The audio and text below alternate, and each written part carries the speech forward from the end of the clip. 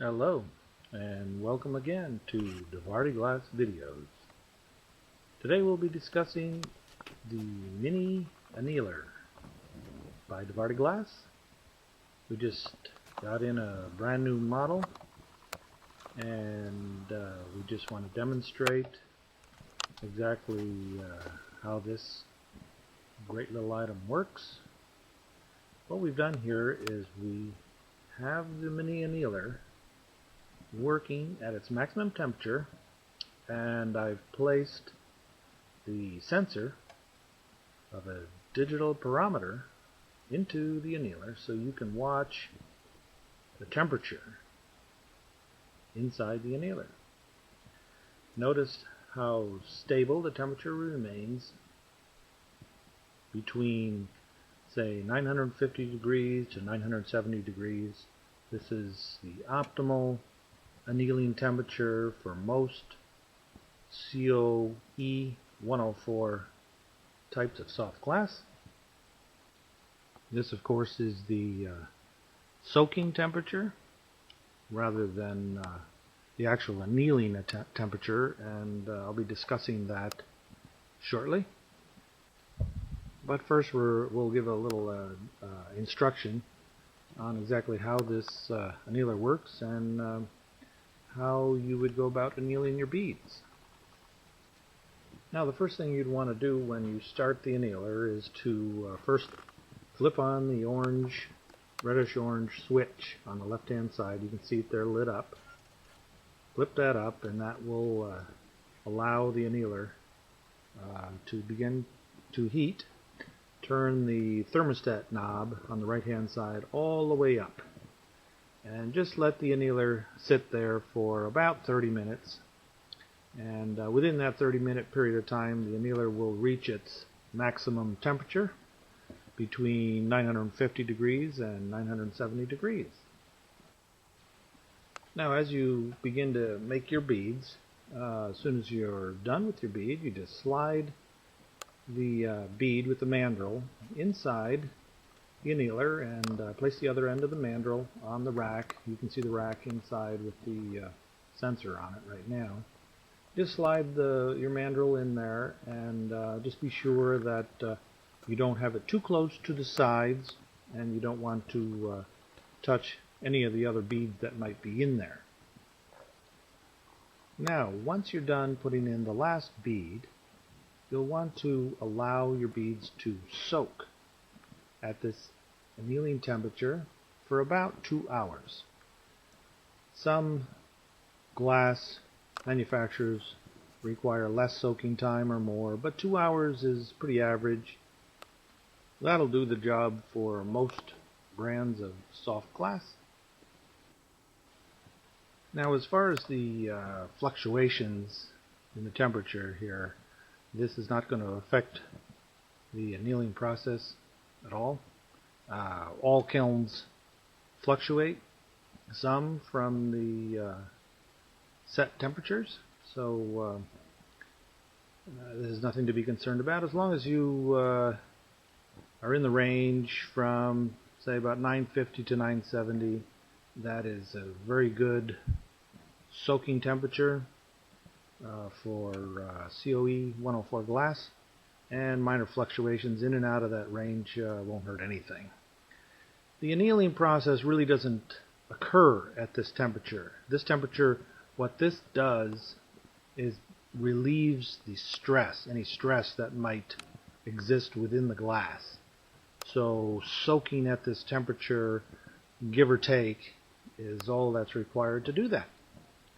The annealing actually occurs at much lesser temperature, which we'll be discussing here shortly. Now, once you've soaked your beads for at least 2 hours at this soaking temperature, the process of ramping down the temperature now needs to begin. The annealing process actually requires two crucial elements.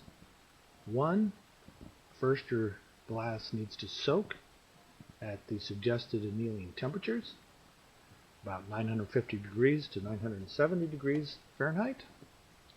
And then the ramping down of the temperature very slowly, passing through what is referred to as the true annealing temperatures. True annealing temperatures actually range from about 600 degrees Fahrenheit to about 850 degrees Fahrenheit. And annealing will only take place if the glass temperature is reduced through these annealing temperatures very slowly.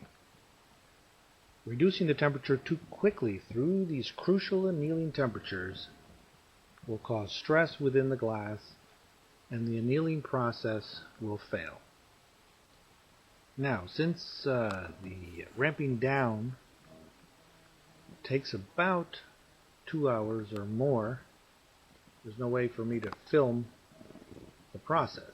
So what we've done is we've posted complete instructions on our website, on the Mini Annealer page, to help you ramp down the temperature through the true annealing temperatures slowly so that your annealing process will be successful. It's fairly easy. You can go about your business doing other things. If it takes you longer than the minimum required period of time, it's no big deal. Longer's fine. Shorter time that is suggested might cause problems. So at least take the minimum amount of time suggested on our website to as long as you want, and your process will be successful. Basically, what I wanted to show you with this video is the consistency of the temperature and, of course, the temperature itself. Just want to show you that the annealer does hold a fairly good temperature range between 950 and 970 degrees Fahrenheit. I actually took about a 3 or 4 minute video here and did play it a second time so I can get all my explanations in here. I didn't think my explanations were going to be taking that long, but you can see that the temperature is actually quite consistent. Now, the reason the temperature is so consistent is because the thermostat itself in this unit does not fluctuate at its maximum temperature. It stays on at all times. If the temperature thermocouple, the thermostat, fluctuated at its maximum temperature, you would have considerably more fluctuations in temperature. But we've designed this stove so that at the maximum temperature the stove stays on all the time, and therefore there is no significant fluctuations in the temperature. This was actually quite a dilemma when we first started designing this stove, because we had difficulty with the fluctuations using the thermostat to reach the 970 degree temperature, until we realized that designing it so that the maximum temperature is 970 degrees Fahrenheit, and with the stove not ever shutting off, the temperature remains very constant. Well, that's about it for this video. I hope it gave you a little more insight in how this annealer works.